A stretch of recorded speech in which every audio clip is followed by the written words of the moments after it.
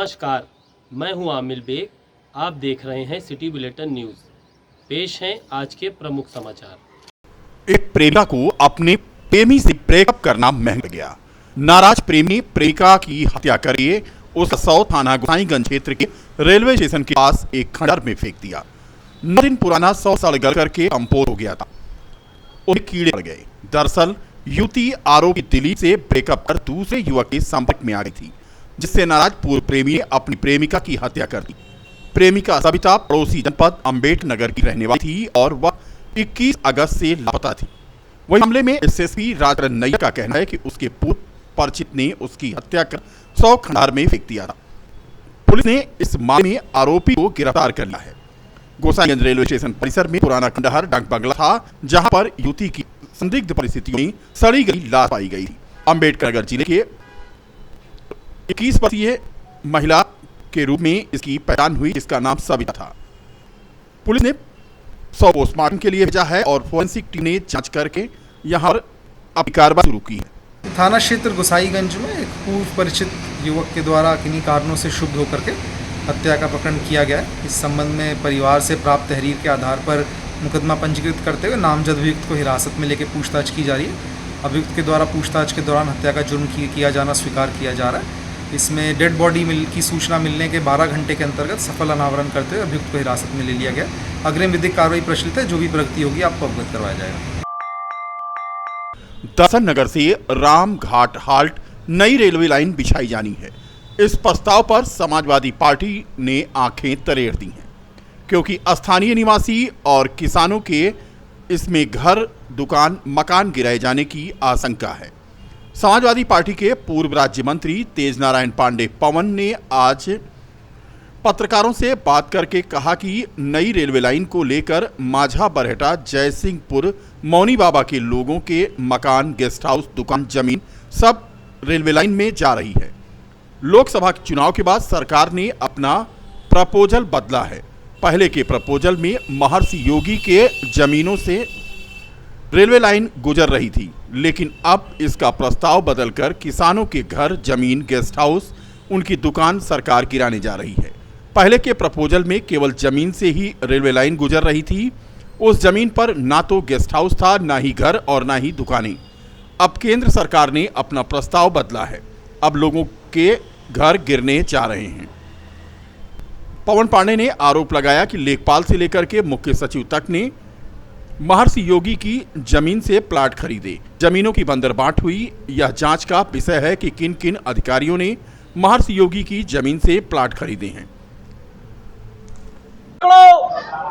लोग खड़े हैं जिनकी जमीन, मकान, गेस्ट हाउस, दुकान सब जा रहा है। जो लोकसभा चुनाव के पहले का प्रपोजल था, 2024 लोकसभा चुनाव के पहले का, अगर आप चाहोगे तो अखबार के पन्ने हम आपको उपलब्ध करा देंगे, जिसमें वर्तमान सांसद द्वारा उस समय जो प्रेस की गई थी वो है मेरे पास अखबार। उसमें रेलवे लाइन केवल जमीन से जा रही थी, न कोई मकान था, न कोई दुकान था, न कोई गेस्ट हाउस था। महेश जोगी की जमीन, उसके अगल बगल से। अब क्या मामला है? लेखपाल से लेकर और प्रमुख सचिव तक ने, मुख्य सचिव तक ने उस जमीन को लिया। जमीनों की बंदरबाट हुई। अब ये जांच का विषय है कि किन किन अधिकारियों ने महेश जोगी की संस्थान से जमीन लिया। उस ट्रस्ट के द्वारा जमीन उपलब्ध कराई गई। हम समय आने पर सारे नाम खोलेंगे। जांच का विषय ये भी है कि ट्रस्ट की जमीन बेची नहीं जा सकती, तो अधिकारियों के पास गई कैसे?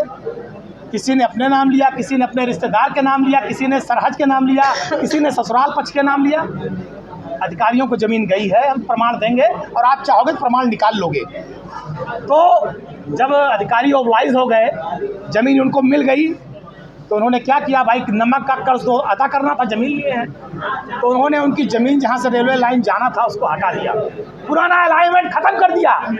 और जहाँ पर गरीबों के मकान थे, जमीनें थे, गेस्ट हाउस थे, दुकान थे, अब रेलवे लाइन वहाँ से जाएगा।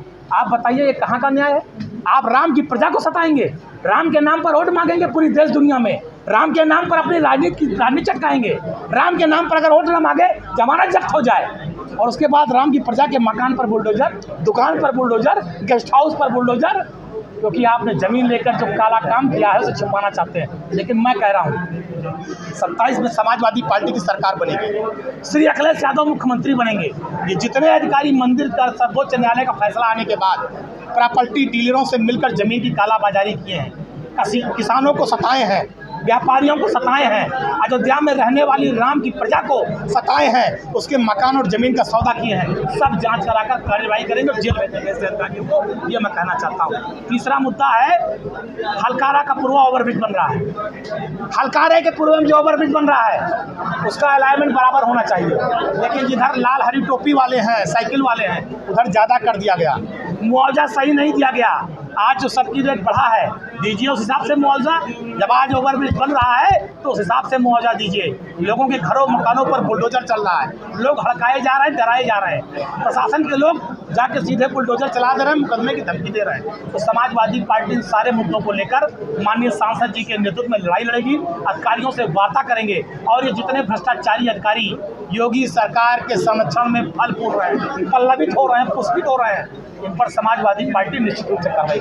मुख्यमंत्री योगी आदित्यनाथ के लाल टोपी के कारनामे वाले बयान को लेकर समाजवादी पार्टी ने तीखा पलटवार किया है। सपा सांसद अवधेश प्रसाद ने मुख्यमंत्री और भारतीय जनता पार्टी पर बड़ा हमला किया। उन्होंने कहा कि अयोध्या से लोकसभा चुनाव हारने के बाद भाजपा लाल टोपी से डर गई है और घबराती है। शुक्रवार को स्थानीय होटल में पत्रकार वार्ता करते हुए सांसद अवधेश प्रसाद ने कहा कि भाजपा लाल टोपी से घबरा गई है। उसको पता है कि लाल टोपी ही इनको सत्ता से अलग करेगी। जब से भाजपा लोकसभा चुनाव अयोध्या में हारी है तब से भाजपा पूरी तरह से लाल टोपी से घबरा गई है। सांसद ने कहा कि लोकसभा में लाल टोपी तीसरी शक्ति बन गई है। उपचुनाव में लाल टोपी ही इनको हराएगी।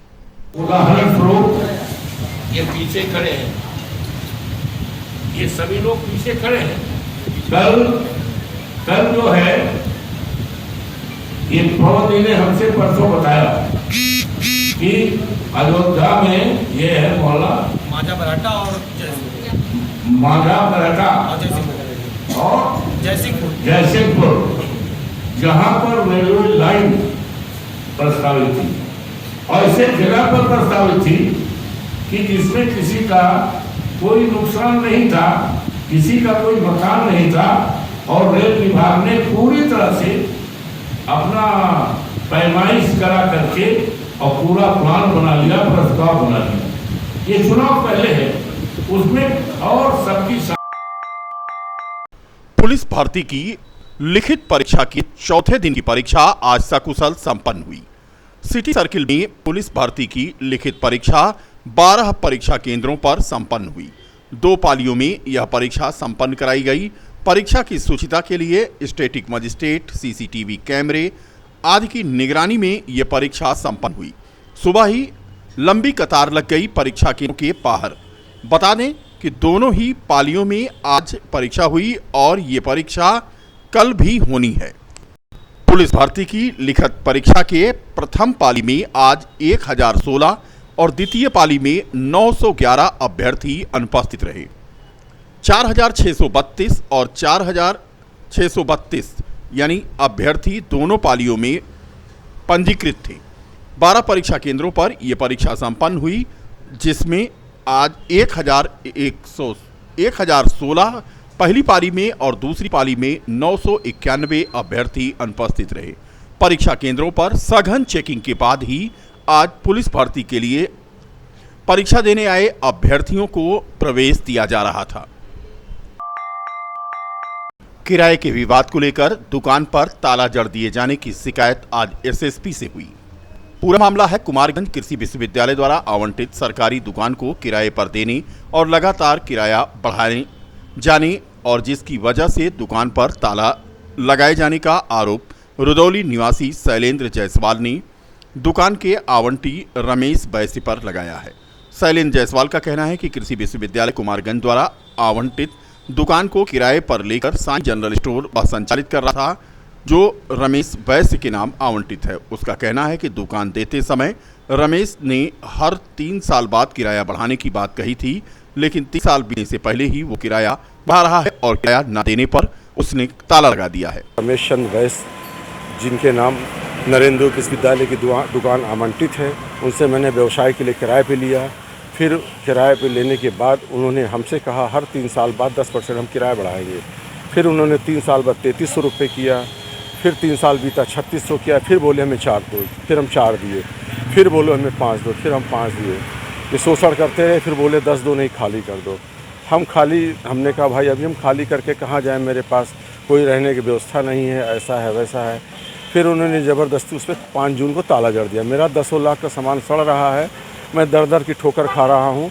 मैं अपनी शिकायत कप्तान के पास लेकर आया। अभी सैटरडे को 24 तारीख को उन्होंने हमारी दुकान का बोर्ड ऊपर से फेंकवा दिया और इसकी जांच नरेंद्र विश्वविद्यालय चल रही है। जांच प्रभावित करने के लिए उन्होंने ऐसा किया। इसके पहले हम जब थाने पे गए थे तो थाना ने कहा आप कुछ कीजिएगा तो आपके खिलाफ़ मुकदमा हो जाएगा, पर अब इन्होंने जो किया है इस पर अभी कुछ नहीं कार्रवाई, इसलिए हम कप्तान से मिलने आए थे। क्या कहते हैं सर, न्याय हो।